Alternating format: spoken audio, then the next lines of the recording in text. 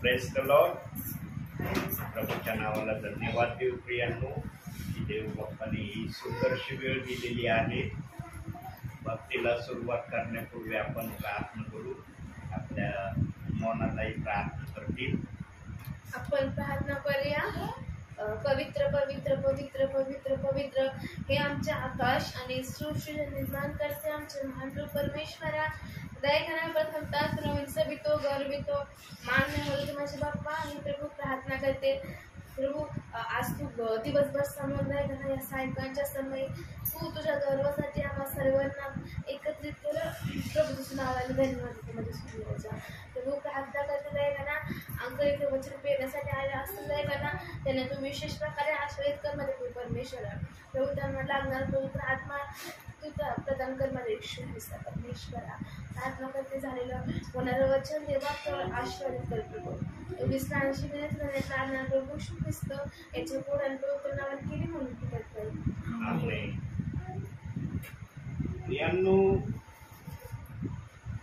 देव बाप इतका ग्रेट आहे, इतका चांगला आहे की देव बाप्पाच्या वर्णन कोणत्या शब्दांनी करावं ते शब्द सेवकाजवळ नाही. पण ते शब्द देव बाप सेवकाला देतो त्या शब्दाच्या द्वारे पण प्रभू उंच झाल्याशिवाय राहत नाही. आज प्रियांनो मी फक्त एका अध्यायाला तो अध्याय पूर्ण वाचला पण नाही. मी त्या अध्यायाला फक्त काढलं. पण त्या अध्यायातून इतका पवित्र आत्मा माझ्याशी बोलला. अशा गोष्टी मला पवित्र आत्मेने दाखवल्या. जेव्हा पवित्र आत्मा ते दाखवित होता तेव्हा म्हणलं पवित्र आत्मा म्हणलं हे आता सगळं मला जर दाखवलं आणि तिथं भक्तीला गेल्यावर जर मला हे काहीच आठवलं नाही तर मग हे दाखवण्याचा काय फायदा आहे.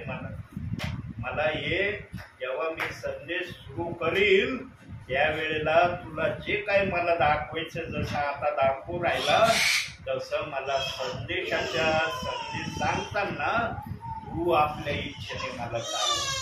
आणि मग मी ते जे काही पवित्र आत्मा मला त्या अध्यायातून दाखवित होता ते दाखवून मी त्या ठिकाणी थांबवलो. आणि मग 5 वचन फक्त बायबल मधून काढतो आणि आज पण 5 वचन फक्त आणली आणि वर नाव लिहिलंय पाठ करा. पण आज काय पाठ करायला मला जमलं नाही कारण असे हे वचन काढायला मला खूप वेळ गेला. वेळ गेल्यामुळं मला हे वचन पाठ करता आलेले नाही. पण मी हे वचन लिहून काढलेले आहेत. आता देवाचा आत्मा मला कसं या वचनातून सांगेल आता ते आपण ऐकल्यानंतर समजणार आहे. काढूया आपण वेळ न जाऊ देता. अनुवादाचं पुस्तक 9वा अध्याय 18वं वचन. अनुवाद 9वा अध्याय 18वं वचन. तो अनाथ व विधवा ह्यांचा न्याय करतो आणि परदेशीयांवर प्रीती करून त्याला अन्न वस्त्र पुरवतो. कोणता अध्याय काढा? अनुवाद 9:8 ना? हो 9वा अध्याय 18वं वचन. तुम्ही परमेश्वराच्या दृष्टीने वाईटने करून पाप केले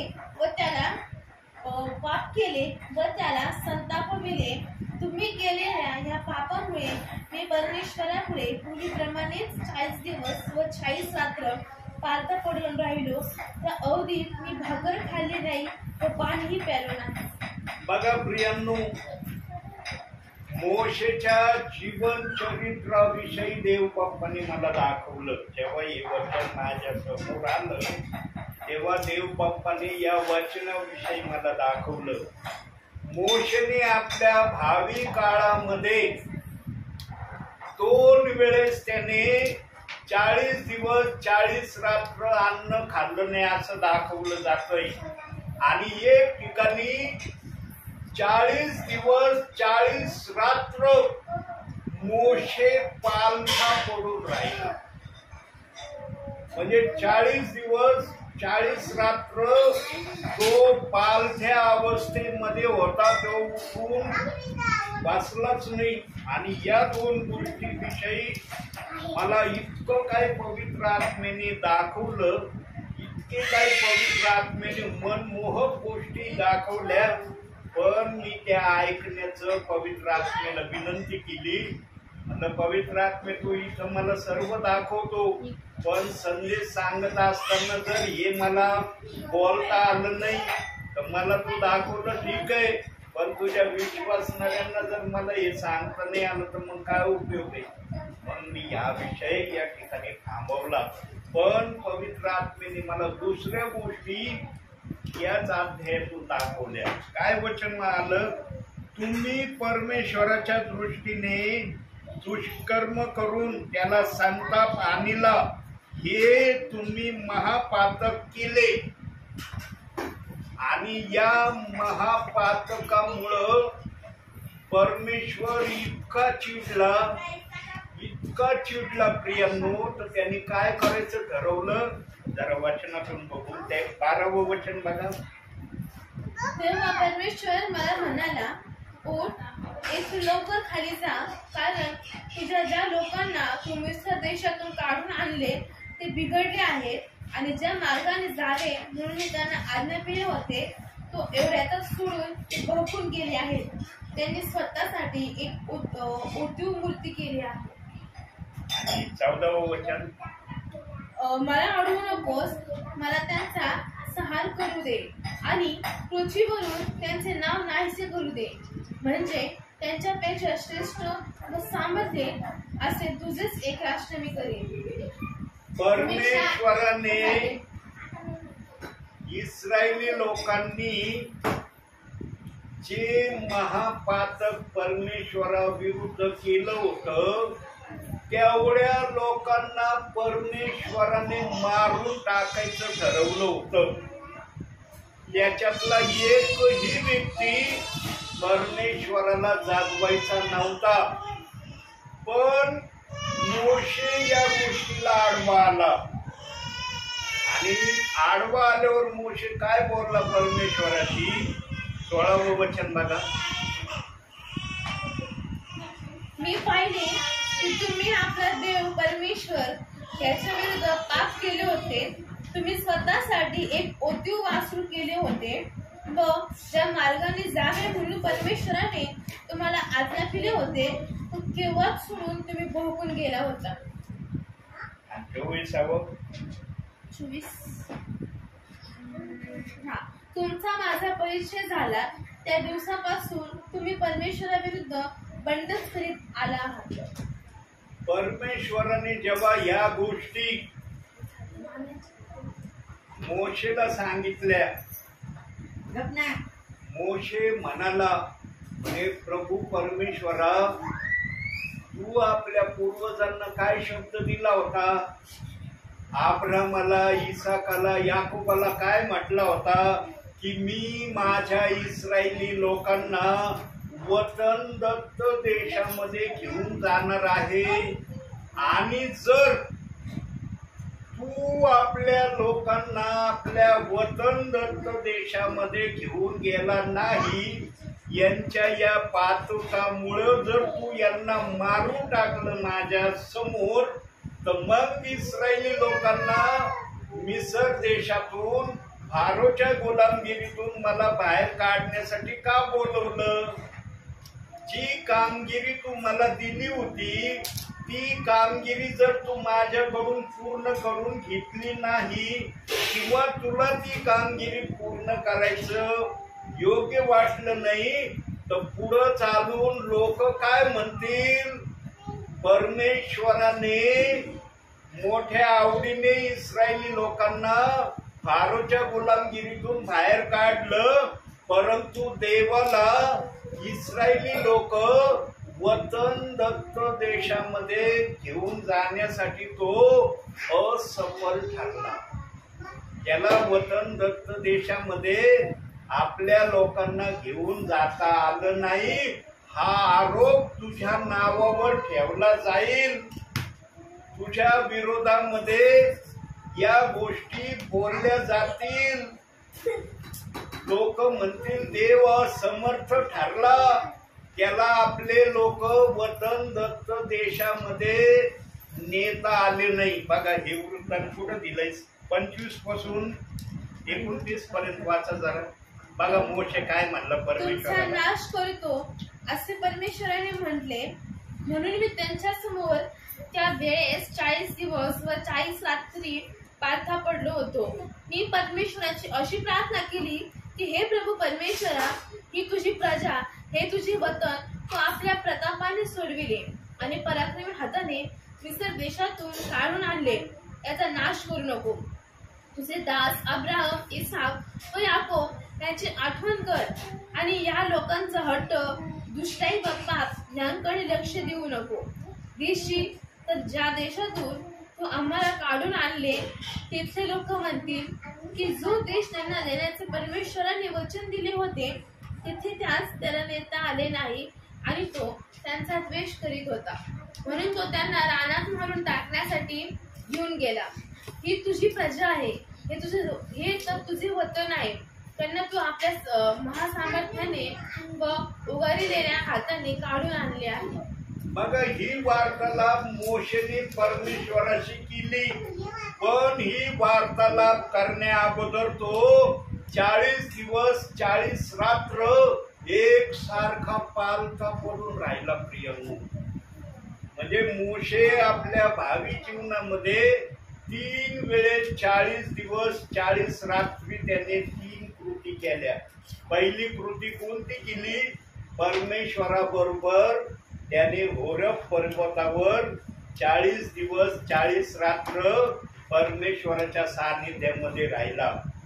दुसरी कृती, इस्रायली लोकांनी पाप केलं, परमेश्वर मारण्यासाठी इस्रायली लोकांच्या विरोधात उभा राहिला, तेव्हा मोशेने 40 दिवस 40 रात्र अन्न पाणी न घेता त्यांनी उपवास केला आणि तिसरे 40 वेळेस त्याने फक्त पालथा पडून राहिला.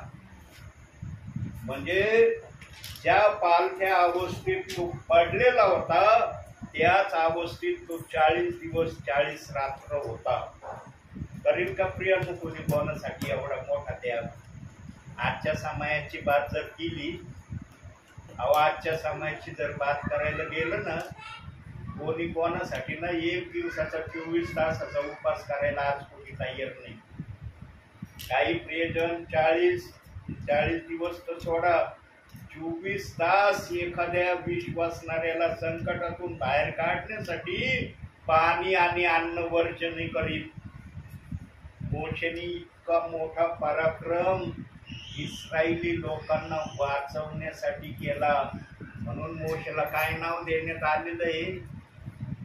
काय नाव देण्यात आलेलं आहे माहिती तुम्हाला? मग ते नाव मी सांगितलंय, 2 वेळेस सांगितलंय, 1 वेळेस नाही 2 वेळेस सांगितलंय. येते का ध्यानामध्ये काय नाव सांगितलं होतं?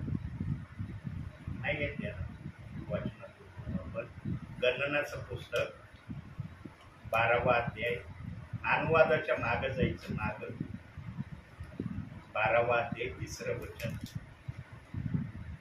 मोशे हा पुरुष तर भूतलावरील सर्व मनुष्यापेक्षा नम्र होता. हे नाव परमेश्वराने दिलं. हे नम्र नाव मोशेला माणसांनी दिलं नाही. स्वतः परमेश्वर म्हणला तुझ्यासारखा या भूतलावर नम्र कुणी नाही. का म्हणला?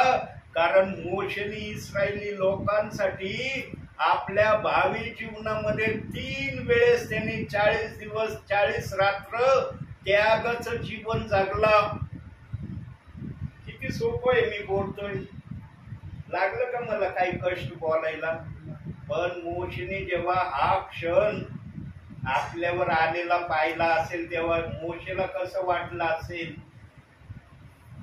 आम्ही उपास धरल्यावर आम्हाला कळतं ना, एक 6 तास जर आम्ही अन्न नाही खाल्लं किंवा 8 तास नाही खाल्लं आम्हाला कळतं मग शरीरात काय हालचाली सुरू होत्या. मोशेने 40 दिवस 40 रात्र कसा उपवास काढला असेल? यांनो त्याग केल्याशिवाय आशीर्वाद येत नाही. आज ज्याला त्याला चमकायचं फार आवड आहे की मी ख्रिस्ताच्या नावात चमकावा, माझं नाव सर्वत्र जावा, सगळ्या लोकांना माझी नावाची माहिती मिळावी, सगळे लोक मला रिस्पेक्ट देणारे बनावे, हर सेवकाच्या मनात येईल. पण त्याच्यासाठी झळा खाणं गरजेचं आहे. मोशेने अशा झळा खाल्ल्या. एका इस्रायली लोकाचा नाश परमेश्वराला करू दिला नाही. जेव्हा परमेश्वर इस्रायली लोकांचा नाश करायला उभा राहिला, मोशे म्हणला प्रथम मला मारून टाक, मग तू यांना मार. तुला जर असं करायचं होतं मला कशाला यांना मिस्र देशातून बाहेर काढण्यासाठी मला का बोलवलं? मी तुला म्हणत होतो ना मी जड जिभेचा जड होटाचा आहे, फार समोर माझी लायकी नाही बोलायची, मी तुला काय काय बोललो.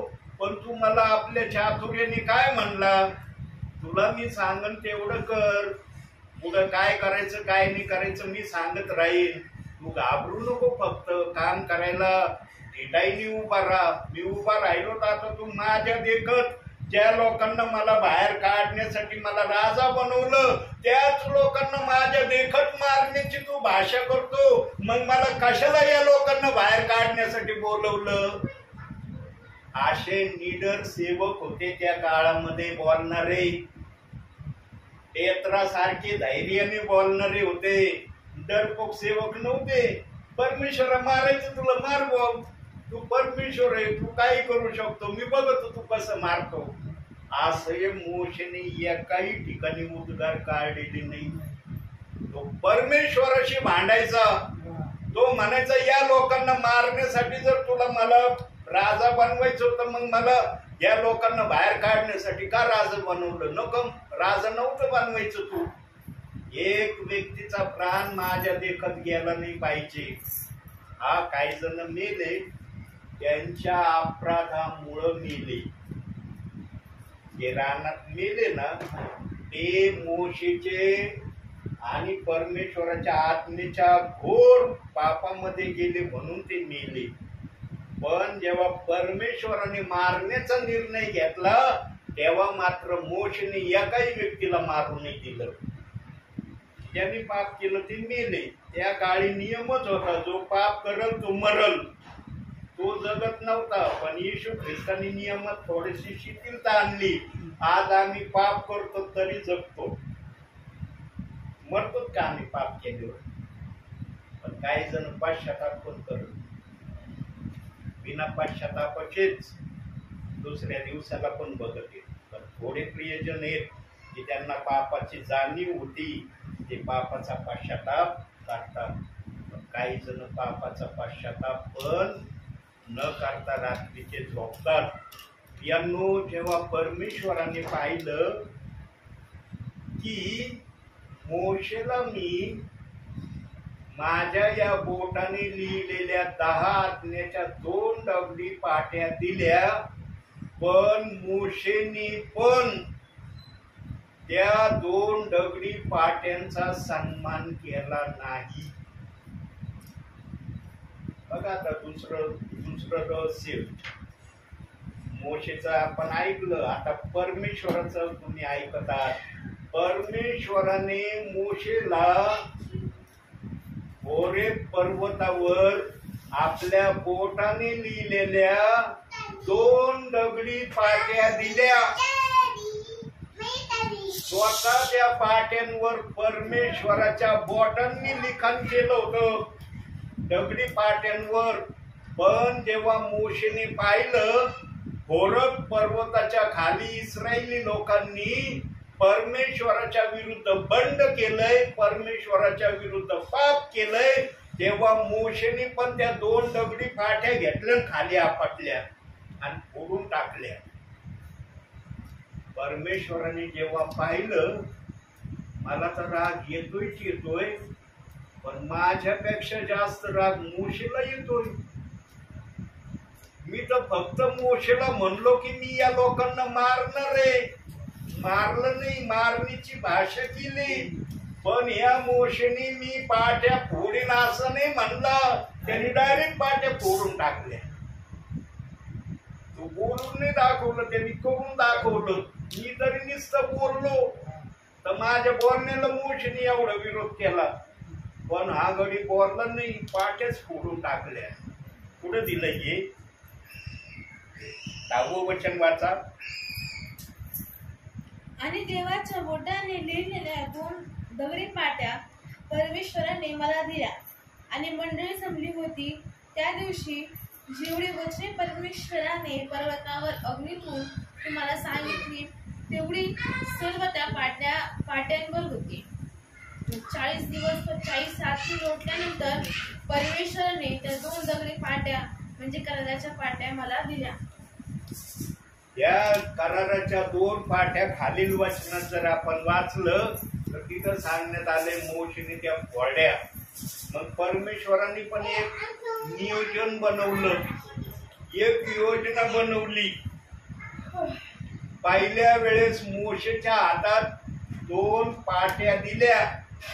नंतर जेव्हा परमेश्वराने ह्या पाट्या पुन्हा आपल्या हाताने लिहिण्याचं ठरवलं आणि मोशेला त्या पाट्या आणायला सांगितल्या तशाच बनवून, आणि जेव्हा परमेश्वराने त्या पाट्यावर पुन्हा त्या 10 आज्ञा लिहिल्या तेव्हा मात्र परमेश्वराने त्या पाट्या मोशेच्या हातात दिल्या नाही.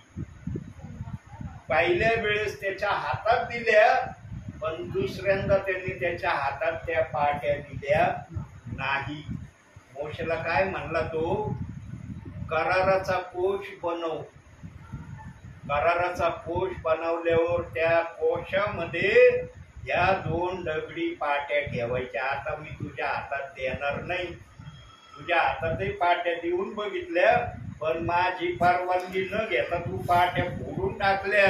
इस्रायली लोकांचं पाप तुला पाहवलं नाही तर तू माझी परवानगी न घेता त्या पाट्या फोडून टाकल्या. विचार नाही केला, मला 40 दिवस 40 रात्र या पाट्यावर लिहिण्यासाठी किती श्रम कष्ट घ्यावे लागले. तू एका सेकंदात पाट्या फोडून टाकल्या. म्हणून आता तुला पण या पाट्या मी आशात देणार नाही. या पाट्या तर देईन मी पुन्हा, पण या आता कराराच्या कोशामध्ये या पाट्या ठेवायच्या. हा वृत्तांत पुढे दिलाय अनुवादाचं पुस्तक 9वा अध्याय 1-2 वचन. त्याच समय परमेश्वर मला म्हणाला, पहिल्या पाट्यांसारख्या 2 दगडी पाट्या घडीव आणि त्या घेऊन माझ्याकडे पर्वतावर ये. लाकडाचा एक कोशही तयार कर. मग तू फोडून टाकलेल्या पहिल्या पाट्यांवर जी वचने होती ती मी त्या पाट्यांवर लिहीन. त्या तू कोशात ठेव. बघा, त्या कशात ठेव म्हणला? कोशात ठेव. त्या तुझ्या हातात नाही राहणार आणि इस्रायली लोकांच्या जवळ मी बघायला देणार नाही. त्या आता कोशामध्येच राहते. मग नवीन करारात त्या पाट्याच्या संदर्भात इब्री कराराच्या पत्रात सांगण्यात आलंय की कोशामध्ये या 10 आज्ञेच्या 2 दगडी पाट्या ठेवण्यात आलेल्या होत्या. परमेश्वर सगळ्याला एक संधी देतो. परमेश्वर 2 संधी कोणाला देत नाही. मोशेला एक संधी दिली होती. कोणती दिली होती? 2 दगडी पाट्या त्याच्या हातात दिल्या होत्या. इस्रायली लोकांना या दाखव आणि याप्रमाणे वागायचं त्यांना तयार कर, शिकव. पण मोशेने त्या पाट्या त्यांना दाखवण्या अगोदरच फोडून टाकल्या. इस्रायली लोकांनी जे पातक केलं होतं, बंड केलं होतं परमेश्वराच्या विरोधात, ते बघताच मोशे लाल पिवळा झाला. त्यांनी पाट्या फोडल्या. म्हणून दुसऱ्यांदा परमेश्वराने ज्या पाट्या दिल्या त्या लोकांसाठी दिल्या नाही, मोशेसाठी दिल्या नाही, तर कराराच्या कोशामध्ये ठेवण्यासाठी दिल्या. आणि मग त्या पाट्या घेऊन जुन्या करारामध्ये या कराराचे कोश वाहणारे पुढे याचा वृत्तांत देण्यात आलाय की याला किती पवित्र मानलं जात होतं. जो अपवित्रतेने याकडे येईल तो लगेच मारायचा. या घटना मग आम्ही पुढे चालून वाचतो. प्रियांनो, देवाला फक्त हर व्यक्तीला एक संधी तो देतो. 2 संध्या कोणालाच नाही. दुसरी संधी परमेश्वराजवळ आहेच नाही. पण येशू ख्रिस्त असा आहे, येशू ख्रिस्ताने आमच्या पापाकड आतापर्यंत लक्ष दिलं नाही. दिले का लक्ष? बाप्तिस्मा घेतल्यावरही आम्ही पाप करतो का नाही? म्हणता येईल का की आम्ही बाप्तिस्मा घेतला, आमच्याकडून काही पाप होत नाही, आम्ही पाप उभी रहित जीवन जगतो म्हणता येत आहे आम्हाला? पण जुन्या करारात असं होतं, परमेश्वराला राग येण्या इतकं जर कुणी पाप केलं लगेच मरायचा, आपोआप मरायचा. पण काही लोकांना मारण्यासाठी परमेश्वराने मोशेला सांगितलं आणि मोशेने त्या लोकांना मरू नाही दिलं. हा भाग या अध्यायामध्ये थोडक्यामध्ये मला देव बाप्पांनी दाखवला. जेव्हा मी हा अध्याय वाचला, थोडाच अध्याय वाचला, पण इतका पवित्र आत्मा या वचनातून माझ्याशी बोलला. मला ते पवित्र आत्म्याचं बोलणं कसं हृदयात साठवू, बुद्धीत साठवू ते कळना. मी म्हणलं पवित्र आत्म्या एवढं बोलू नको, हे बोलणं संदेशामध्ये माझ्या मुखातून काढ. मला सगळं सांगितलं, मला जर संदेशात बोलता नाही आलं काय उपयोग आहे माझ्याशी तुझी एवढं बोलून? आणि मी अर्ध्यातूनच अध्याय बंद केला. आणि मग हे माझे रेग्युलर 5 वचन आहेत, त्याच्यातलं एक वचन आपण पाहिलं. आता नंतरचे 4 वचन जे राहिले ते बघू.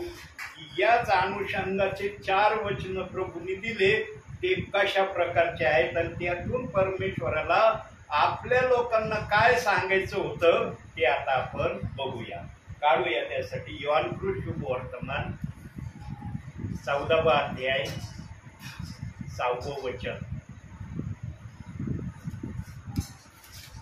योहान शुभवर्तमान 14वा अध्याय 6वं वचन.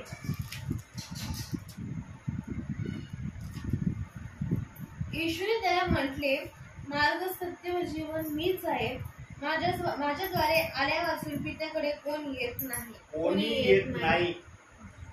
सांगा प्रियांनो, इस्रायली लोकांना जर प्रभू परमेश्वराने मोशेला सांगितल्याप्रमाणे जर मारलं असतं तर हे वचन आजच्या पिढीला परमेश्वराला सादर करता आलं असतं का? हे जे बोललाय मार्ग, सत्य, जीवन मीच आहे, ही परिभाषा आजच्या विश्वासणाऱ्यांना येशू ख्रिस्ताला प्रगट करता आली असती का?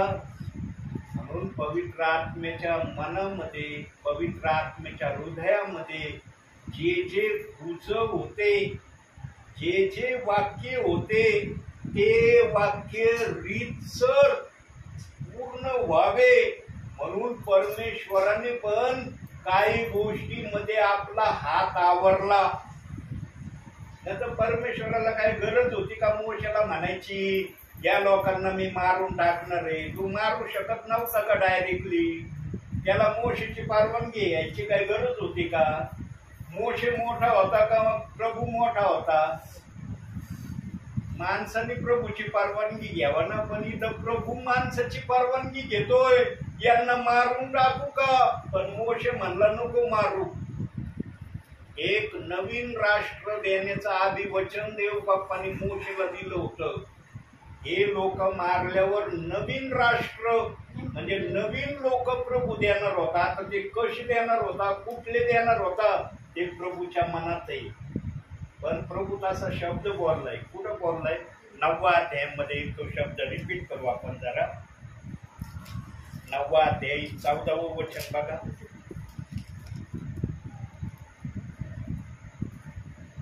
ज्या दिवशी येशूने चिखल करून त्याचे डोळे नाही अनुवाद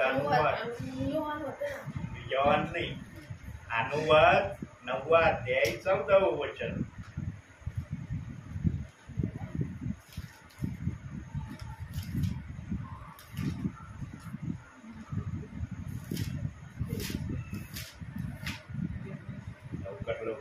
मला अडवू नको, मला त्यांचा संहार करू दे आणि पृथ्वीवरून त्यांचे नाव नाहीसे करू दे, म्हणजे त्यांच्यापेक्षा श्रेष्ठ व समर्थ असे तुझेच एक राष्ट्र मी करेन.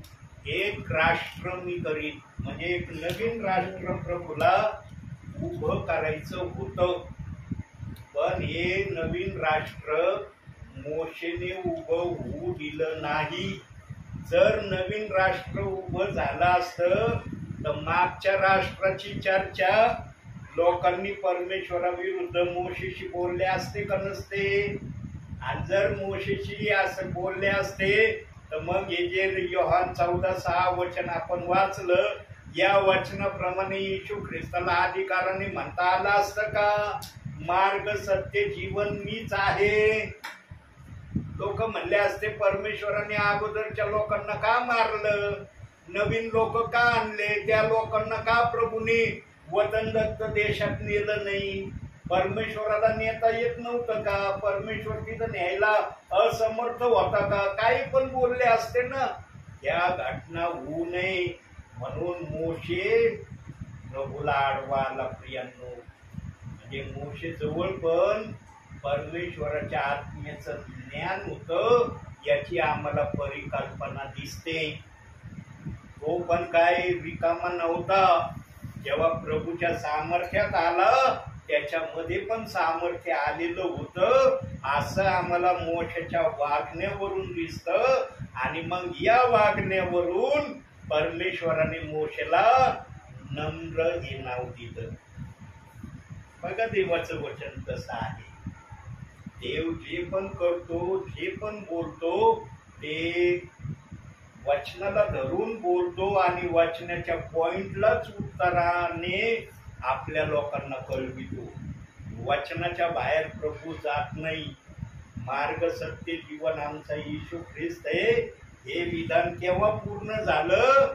जेव्हा परमेश्वराने इस्रायली लोकांना वतन दत्त देशात नेलं. हा तिथं किती जण गेले याला महत्व नाही, पण वतन दत्त देशामध्ये लोक गेले हे महत्वाचं आहे. कालेब आणि यहोशुआ हे 2 का व्हायना प्रियजन कनान देशामध्ये गेले, दुधामादाच्या प्रभाव वाहणाऱ्या देशात गेले आणि त्यांनी तिथं पाहिलं नेत्रांनी की जे परमेश्वर आमच्याशी बोलत होता ते आम्ही आमच्या डोळ्यांनी पाहत आहोत. म्हणून ही पुढे वचन आमच्या समोर आलेली आहेत. म्हणून बायबलला आजपर्यंत कुणीच दोष लावलेला नाही. कुणीच म्हणलं नाही की हे बायबलचे वचन काही ठिकाणी गलत प्रभूने लिहिलेले आहेत. परंतु आजचे काही विश्वासणारे, आजचे काही बाळक वर्ग प्रेषित 2:38 वचनाला दोष लावित आहेत. कसं वाटत असेल प्रभूला? कसं वाटत असेल? म्हणून प्रियांनो, आजही या वचनाची स्पर्धा देवबाप सांगतोय ना, त्याचं कारण हे आहे की ज्या लोकांची नावं जीवनाच्या पुस्तकात आहेत त्यांनी तरी किमान या वचनाला दोष लावू नये. अज्ञानपणात लावला पुरे झाला, पण आता जर सेवकाच्या द्वारे प्रभू पवित्र आत्मेतून तुम्हाला कळवितोय तर ऐकून तरी तुम्ही शहाणे व्हा. माणसाचं ऐकणं योग्य आहे का प्रभूचं ऐकणं योग्य आहे? प्रभूचं योग्य आहे ना. काही जण म्हणतात आमचे पाळक साहेब म्हणले प्रेषित 2:38 वचन बरोबर नाहीये, ते गलत वचन नाही, ते खोट्या संदेशाचं वचन आहे आणि ते वचन सांगणारा नरकात जाणार आहे. आम्हाला नाही नरकात जायचं ब्रदर, आम्ही नरकासाठी नाही आलो प्रभूकर, आम्ही स्वर्गात जाण्यासाठी आलो. मग प्रभूने अशी आज्ञा दिली का की कोणत्या वचनाला दोष लावून तुम्ही स्वर्गात या? प्रभू घेईन का दोष लावणाऱ्या व्यक्तीला स्वर्गामध्ये? पवित्र आत्म्याने लिहिलेल्या वचनाला जर दोष लाविते आणि आज छाती ठोकून म्हणतात आम्ही स्वर्गात जाणार आहे प्रभू आल्यावर, होईल का जाणं स्वर्गामध्ये? म्हणून आजही प्रभूचा आत्मा सेवकांच्या द्वारे प्रेषित 2:38 वचनाचं तुम्हाला सांगत आहे. वेळ घालवायसाठी प्रभू मला इथं पाठवीत नाही. तुम्ही ऐकून शहाणे व्हावे. माणसाच्या सांगण्यापेक्षा प्रभूचं सांगणं सर्वस्वी श्रेष्ठ असतं प्रियांनो. कारण सेवकाला पण प्रभूच घेणार आहे का नाही स्वर्गात? तुम्हाला पण स्वर्गात प्रभूच घेणार आहे ना, का बाळक घेणार आहे? हं? मग आज बाळकाचे काही जण मला म्हणतात आमच्या बाळकाच्या सांगलीच्या बाहेर आम्ही नाही जाणार. ब्रदर, तुम्ही किती जीव तोडून हे वचन सांगा, आम्ही आमच्या बाळकाच्या शब्दाच्या बाहेर नाही जाणार. आमचे बाळक म्हणले हे वचन योग्य नाही, हे वचन बरोबर नाही, हे वचन ओनली जीसस आहे, हे वचन सांगणारा खोटा संदेष्ट आहे, हे वचनाची सुवार्ता घरोघरी जाऊन सांगणारा नरकात तो जातोय, पण जे ऐकणार आहे ते पण त्याच्या बरोबर नरकात जाणार आहे. बघा बाळकाची हिंमत आणि डेअरिंग. वाटली का बाळकाला भीती असं बोलायची? विश्वासणारे मला असे बोलले, हे बायबल साक्षीला आहे, मी खोटं नाही सांगत. सर्वच ठिकाणचे बोलले असं मी म्हणत नाही, पण काही ठिकाणचे म्हणले आमच्या बाळकाने आम्हाला एवढं या वचनाविषयी सांगितलं. सांगा ब्रदर, एवढे शब्द ऐकून आम्ही तुमचं हे वचन कसं ऐकायचं? आमची हिंमत होती का तुमचं हे वचन ऐकायची? म्हणून काही जणांना राहवलं नाही. म्हणे ब्रदर, तुम्हाला आम्ही कृपा करून सांगतो. काही जण म्हणले बरं का, सर्व नाही म्हणले, काही जण म्हणले कृपा करून सांगतो. आमच्याकडे आजच्या दिवसानंतर नाही आले ना, आम्हाला फार आनंद. काही जण बोलले मला, पवित्र आत्मा बोलायला घाबरत नाही. मी नेहमी तुम्हाला सांगतो ना, सगळे घाबरतात, पवित्र आत्मा घाबरत नाही बोलायला. त्याच्याजवळ बोलण्यासाठी सामर्थ्य आहे. पवित्र आत्मा हे विधान तुम्हाला का बोलत असेल, येणाऱ्या दिवसात पवित्र आत्मा प्रगट करीन तुम्हाला. जे असे वाक्य मला त्या समयात बोलले ना, आज पस्तावू राहिले. आज काय होऊ राहिले? पस्तावू राहिले. फोन करतात मला, ब्रदर एकदा तरी ये ना आमच्याकडे. कशाला येऊ? माझ्या प्रभूला तुम्ही घरातून बाहेर काढलं, माझ्याजवळ काय? मी धूळ माती राखले, आज उद्या नाही. माझी काय गॅरंटी? मला कशाला बोलवता? तुम्ही स्वतः प्रभूला म्हणले नको येऊ आमच्या घरात, नाही आलं तर आम्हाला आनंद होईल. आता कशाला दावा करू राहिले? काही प्रियजनांकडे प्रभू नाही गेला आजपर्यंत, पण काही जणांकडे गेला. ज्यांनी प्रार्थना केल्या विश्वासाने, देवबाप त्यांच्याकडे गेला. पण ज्यांनी प्रभूकडे विश्वासाच्या प्रार्थना केल्या नाही, प्रभूचा विश्वास त्यांनी संपादन केला नाही, तिथं या दासाचं आजपर्यंत जाणं झालेलं नाही. मी तुम्हाला खरं सांगतो प्रियांनो, हे वचन या पारचं आहे. स्वर्गात जाण्याचं पण आहे आणि स्वर्गाच्या बाहेर राहण्याचं पण आहे. हे इतकं मोठं कारण आजच्या काही विश्वासणाऱ्याने, काही बाळकांनी विश्वासणाऱ्यापासून लपवलंय. गलतच त्यांना अपप्रचार सांगितलाय. हे वचन ओनली जीसस आहे, हे खोटा संदेश आहे, हा नरकात जाणार आहे, याचा ऐकणारा नरकात जाणार आहे. दाखवा बायबल मध्ये कुठं लिहिलाय असा शब्द? असा शब्द जर बायबल मध्ये त्या वचनाविषयी लिहिलेला असला, आताच मी ही सुवार्ता सांगायचं बंद करतो, लगेच बंद करतो. पण पवित्र आत्म्याने असा शब्द कुठं दिलेला नाही. पवित्र आत्मा म्हणला या वचनाला जो मानीन, या वचनाला जो मानून त्याप्रमाणे वागल, त्याच स्वर्गात जाणं निश्चित आहे. पण जो कोणी या वचनाला मानित नाही तो नरकात जाणार नाही, हे पण शब्द प्रभू बोललाय. पण पाळक वर्गांना हे शब्द माहीत आहेत का नाही मला माहिती नाही, पण प्रभू वचनातून बोललाय की ज्यांनी या वचनाला मानलं नाही, प्रेषित 2:38 वचनाला, तेही प्रियजन नरकात जाणार नाही, पण त्यांना स्वर्गातही येता येणार नाही. ते अन्य ठिकाणी थांबणार आहेत. मग तुम्हाला सांगितलं होतं मागील दिवसात कुठं थांबणार आहेत ते येतंय का लक्षामध्ये?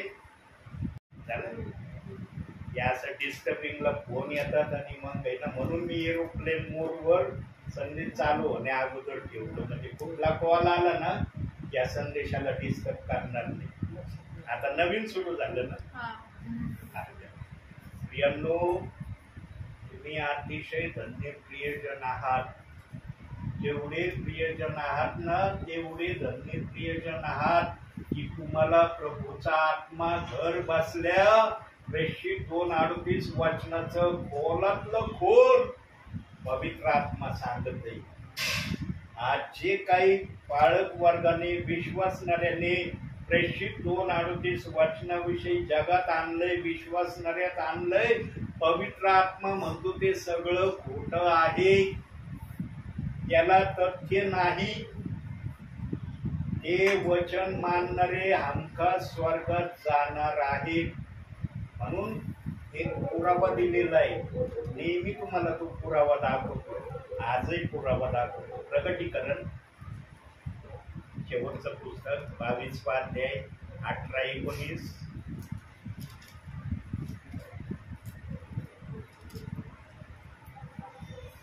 ह्या पुस्तकातील संदेश वचने ऐकणाऱ्या प्रत्येकाला मी निश्चितपूर्वक सांगतो की जो कुणी ह्यात भर घालील त्याच्यावर ह्या पुस्तकात लिहिलेल्या पिढ्या देव आणेल, आणि जो कुणी या संदेशाच्या पुस्तकातील वचनातून काही काढून टाकील त्याचा वाटा या पुस्तकात वर्णिलेल्या जीवनाच्या झाडातून पवित्र नगरीतून देव काढून टाकेल. हे अभिवचन दिलंय. जर वाचनाला तुम्ही नाकारलं तर पीडा येतील, आणि जर या वाचनातून काही काढलं तर स्वर्गात जाणं होणार नाही. एवढी मोठी आज्ञा दिली तरी आज काही विश्वासणारे, काही पाळक वर्ग प्रेषित 2:38 वाचनाच्या विरोधात चाललेत, आणि विश्वासणाऱ्यांना पण त्या वाचनाच्या विरोधात घेऊन चालले. सांगा प्रभूच्या आत्म्याला कसं वाटत असेल, कसं वाटत असेल प्रभूच्या आत्म्याला. माझ्या हाताने घडलेला मनुष्य माझ्याच पवित्र आत्म्याच्या वचनाला खुलेआम दोष लावतोय, आणि दुसऱ्यांना पण दोष लावायसाठी तयार करतोय. कधी ही प्रक्रिया थांबणार आहे प्रियांनो? का प्रभू येईपर्यंत असंच वचनाला विरोध येत राहणं प्रभूला आवडेल का?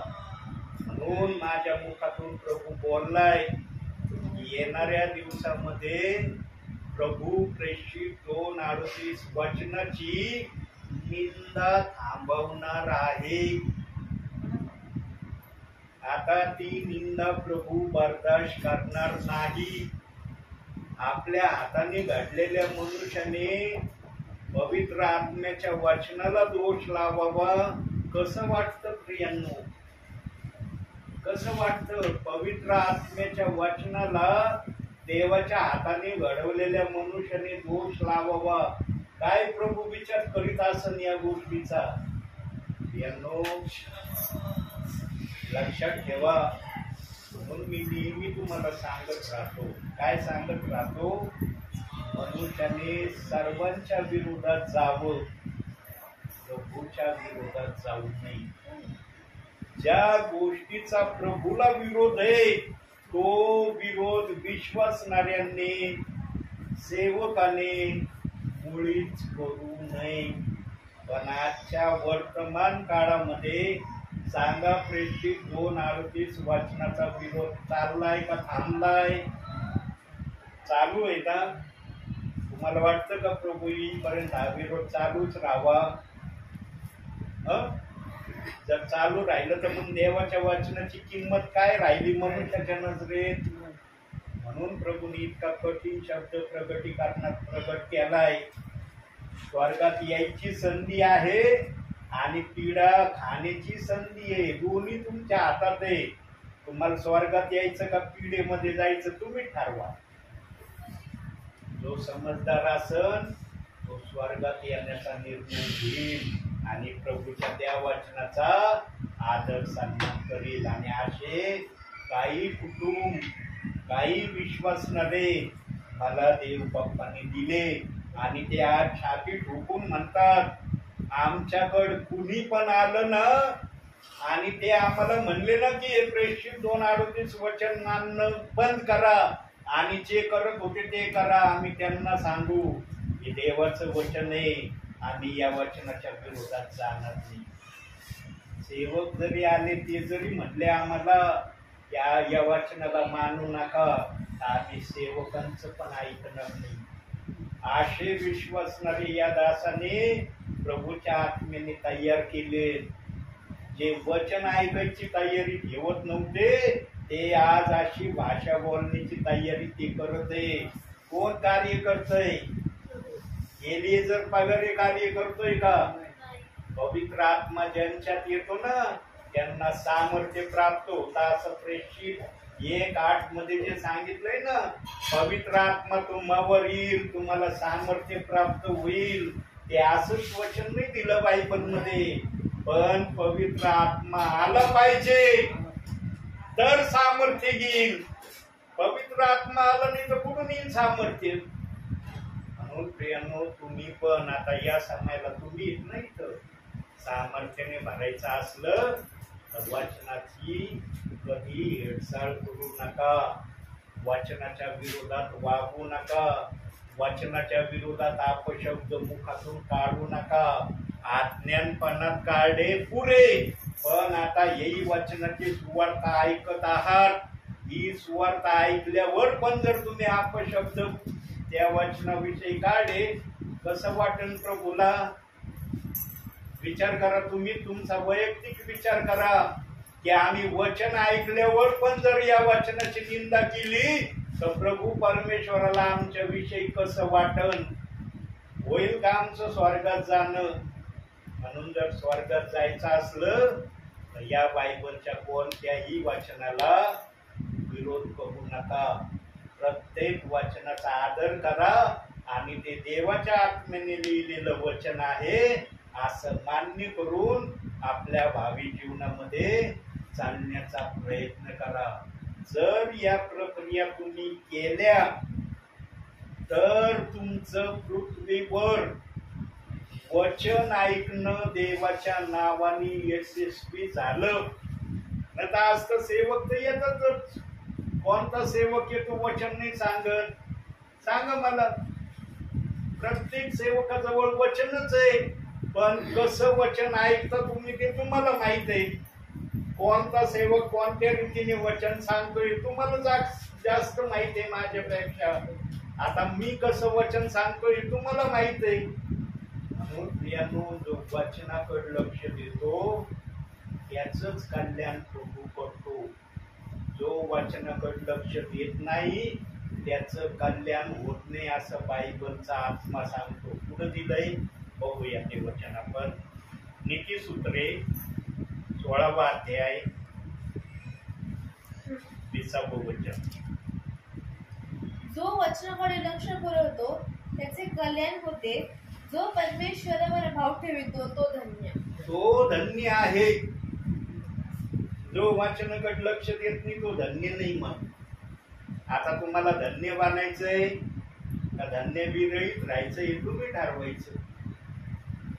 यानो मी देवाचे फार आभार मानले पाहिजे. कशाविषयी माहिती का? देवाचा आत्मा माझ्याद्वारे तुमच्या घरात येतोय, तुम्हाला वचन सांगतोय, वचनात तुम्हाला देव घेऊन जातोय. सांगा, माझ्यासारख्या आजच्या या समयाला किती पाळक वर्ग घराच्या बाहेर आहेत? किती पाळक वर्ग आज वचन सांगायला घराच्या बाहेर आहेत? बोटावर मोजण्यासारखे पाळक आजच्या समयाला बाहेर असतील सेवेला. बहुसंख्य पाळक आपल्याच कामामध्ये गर्क असतील. अरेला मरण नसतं बर का. मी खरं बोलायला घाबरत नाही. माझ्या डिक्शनरी मध्ये खरं बोलणं हा शब्द लिहिलेला आहे. म्हणून पेत्र जो निडरतेने बोलायचा तसं मी पण निडरतेने सांगायला घाबरत नाही. जे सेवक आजच्या समयाला माझ्यासारखे प्रार्थनेला बाहेर असतील ते सेवक धन्य आहेत. जे सेवक आजच्या समयाला प्रार्थनेला नसतील, घरी गेलेले, त्या सेवकांना संधी आहे की त्यांनी पण या वचनाची घोषणा करण्यासाठी परिवारामध्ये जावं. ज्याला आत्मा चालवितो ना तो कधी शांत बसत नाही. आज माझा विरोध चाललेला आहे, कसा विरोध चाललेला आहे माहिती तुम्हाला, तरी मी या वचनाची घोषणा केल्याशिवाय राहतोय का? कारण देवाचा आत्मा मला चालवितो म्हणून हे होतंय. त्या दिवशी देवाचा आत्मा चालवणं मला बंद करील, त्यावेळेला मला सांगता येणार नाही मी या वचनाची घोषणा करील का नाही. म्हणून प्रियांनो, प्रभू येण्या अगोदर या वचनाला आपल्या हृदयात घ्या, या वचनाचा स्वीकार करा. परम पवित्र स्थानामध्ये जाण्याची जी आम्हाला येशू ख्रिस्ताने मुभा दिली, त्या मुभेचा लाभ उचला. हे परम पवित्र स्थान आमच्यासाठी आजच्या समयाला काय आहे? स्वर्ग हे आमच्यासाठी परम पवित्र स्थान आहे. त्या स्वर्गामध्ये जर तुम्ही आले तर तुमचा प्रभूवर विश्वास ठेवण्याला अर्थ आहे. जर तुमचं स्वर्गात गेलं झालं नाही, मग तुम्ही कशावर विश्वास ठेवून चालले होते? काय तुम्ही प्राप्त केलं प्रभूच्या नावात राहू? खऱ्या वचनाकडे येणारा व्यक्ती कधी प्रभूच्या नजरेमध्ये स्वर्गाच्या बाहेर दिसणार नाही. पण खऱ्या वचनाला मानून न चालणारा स्वर्गाच्या बाहेर पण राहत असलेल्याचा अनुभव घेईल. म्हणून प्रियांनो, शेवटी एवढंच सांगतो आणि आता या ठिकाणी मी विराम घेतो. आजच्या दिवसानंतर, यानंतरच्या पिरियडला जेव्हा पण प्रभू माझ्याद्वारे येईल, तेव्हा तुमच्यामध्ये या वचनाची थोडीशी तरी सुधारणा झालेली मला नव्हे पण प्रभूला दिसू द्या. 100मध्ये 10% तरी सुधारणा तुमच्यात झालेली दिसू द्या. कारण वचन आहे ते बायबलचं, त्या वचनाला इतकं मलिन करण्यात आलंय, इतकं त्या वचनाला नाकारण्यात आलंय, त्यामुळं काही विश्वासणाऱ्याला त्या वचनाचा रेफरन्स ऐकणं मान्य होत नाही. पण ते वचन त्या प्रकारे नाही, हे गोल्डन पवित्र वचन आहे. त्या वचनाप्रमाणे करण्यासाठी स्वतःला नेहमी तयार करण्याचा प्रयत्न करा. म्हणून आजच्या छोट्याशा संदेशातून देव तुम्हाला आणि मला भरपूर आणि भरपूर आशीर्वाद देऊ. आमेन.